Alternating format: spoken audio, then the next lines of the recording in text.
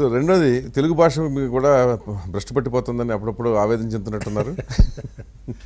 ఈ తెలుగు నేర్చుకోవటం లేదండి కుర్రాళ్ళు. నేను ఎప్పుడూ చెప్తూ ఉంటా, తెలుగు భాష బాగు చేయాలంటే 40 ఏళ్ల వాడికి మీరు ఇప్పుడు ఒక మాట అన్నారు, తెలుగు నేర్చుకోవట్లేదని.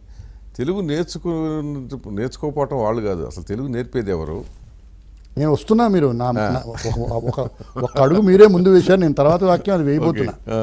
40 ఏళ్ల కుర్రాడి నీతిచంద్రకి ఇవ్వడమో అడల్ట్ ఎడ్యుకేషన్ చెప్పడమో కాదండి. తెలుగు భాష గొప్పతనం ఏమిటో, తెలుగు భాష అవసరం ఏమిటో, తెలుగు భాష సౌందర్యం ఏమిటో, తెలుగు భాష ఎందుకు నేర్చుకోవాలో తెలియక్కర్లేని దశలో ఆ వ్యక్తి చేతికి దాని వైభవాన్ని అతని మనసులోకి ఎక్కించే పుస్తకం చేతికి ఇవ్వాలి. మీ చేతికి నా చేతికి మన చిన్నతనంలో వాళ్ళు ఇచ్చారు, బాలశిక్ష ఇచ్చారు. ఒర్లేవయో నుంచి నన్ను అరవర అప్రియముతన మనమ్మునకు అన్న విషయం 3 ఏళ్ల కుర్రాడికి తెలియదు, 4 ఏళ్ళప్పుడు తెలియదు, 10 ఏళ్ళప్పుడు తెలుస్తుంది, 40 ఏళ్ళప్పుడు అర్థం చేసుకుంటాడు, 50 ఏళ్ళప్పుడు ఫాలో అవుతాడు. ఎప్పుడూనండి మనకిచ్చే వైద్యం అన్న మాత్ర ఉంది రాధాకృష్ణ గారు, ఆ మాత్రలో ఏమున్నాయో మీకు తెలియక్కర్లేదు. ఆ మాత్ర ఇచ్చేవాడు సమర్థుడని, ఈ మాత్ర వల్ల మీకు మేలు జరుగుతుందని ఒక్క విశ్వాసం మీలో కలిగించాలి. కలిగించే దశలో వాళ్ళు ఉండాలి. అది జరిగితే బాగుంటుంది. మీరు ఒత్తులు బాగోలేవని ఇంకోటి బాగోలేవని సరిగ్గా రాయండి అని 25 ఏళ్ళ కుర్రాడికి ఏం నేర్పుతారు మీరు? అంతే, సాధ్యం కాదు అది. అంటే కానీ మనమే అంతా ఇంగ్లీష్లోకి వెళ్ళిపోతున్నాం. నేను మా అమ్మగారు చిన్నప్పుడు తిడుతూ ఉండేది నన్ను. నేను ఎందుకు రచయితను అయ్యాను ఇంకో కారణం కూడా చెప్తాను వినండి. బద్ధకంగా ఆవిడ చదవడానికి, చిన్నతనంలో బద్ధకమే కదా, ఆవిడ పెద్ద చదువుకునేది కదా, రామాయణం భారతం ఏదో చదువుకుంది ఆవిడ. చదువుతున్నావా అని అక్కడి నుంచో కేకలేసేది. ఒక నారీ తిలకము కాననములోను ఉద్దామ శోకార్తయ వికలాలనమ సుధారలను పృథ్వీరేణు లిప్తాంగము ప్రకట ఇలా చదివేవాడిని. ఎన్నుండేవి మా తెలుగు వాచకంలో మొదటి 10 పాఠాలు పద్యాలు 200 ఉండేవనుకోండి, 200 చదివేవాడిని. 200 చదివేసరికి 50 నిమిషాలు పెట్టి పడుకునేవాడిని. మర్నాడు కూడా చదవమంటే నా సులువు ఏంటంటే ఈ 200 పద్యాలు చదవడం, ఎందుకంటే పట్టుకు చదవక్కలేదు. అంతము లేని భువనమంత పురాతన పందశాల విశ్రాంతి గృహంబునందు నిరుసంజ పద్యం చదివి యక్షప్రశ్నలు రాయమంటే నేను 35 పద్యాలు రాశాను. నాకు 78 మార్కులు వచ్చాయి తెలుగులో.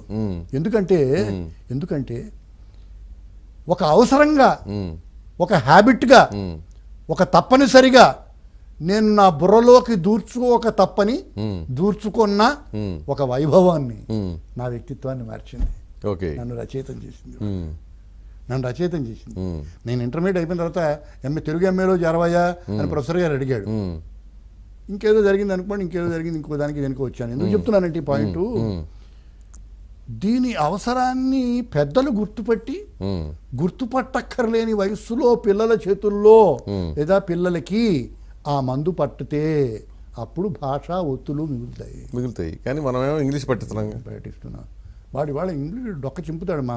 మా మనవడు మాట్లాడినట్టుగానో, మా ఆఖరి మనవరాలు మాట్లాడినట్టుగానో నేను ఇంగ్లీష్ మాట్లాడలేను. అయ్యో వీళ్ళు తెలుగు మాట్లాడితే ఎంతకంటే బాగా మాట్లాడగలిగేవారే అని నేను అనుకుంటూ ఉంటా. వాళ్ళు అనుకోరు, ఎవరు అనుకోవటం లేదు. దురదృష్టం అంతే. సో నేను ప్లేన్లో ట్రావెల్ చేస్తున్నాను, మన ఎవరు నా వెనకన కూర్చున్నారు. వెనక తెలుగు ఆవిడ కూర్చొని చక్క బొట్టుది పెట్టుకుని ఆ కుర్రాడు ఆలోచిస్తుంది. Mother will not be happy. No, you should not do it. No, mother will not be happy. వాడు 2-3 నెలలు నేను వెనక్కి తిరిగి ఉండలేక, అమ్మా తెలుగింటి పిల్లలా కనిపిస్తున్నావు, తెలుగులో తిట్టొచ్చమ్మా.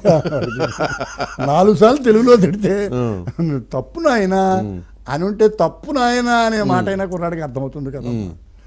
లేదండి, వాళ్ళకి అర్థం కాదండి. You develop it as a fashion. Yes, correct. You develop it as a notion. You develop it as a necessity. 2-3 నెలల పిల్లలకి తెలుగు అర్థం కానప్పుడు ఇంగ్లీష్ ఎట్లా అర్థమవుతుంది వాడికి? ఎందుకండి నేను తట్టుకోలేకపోయాను.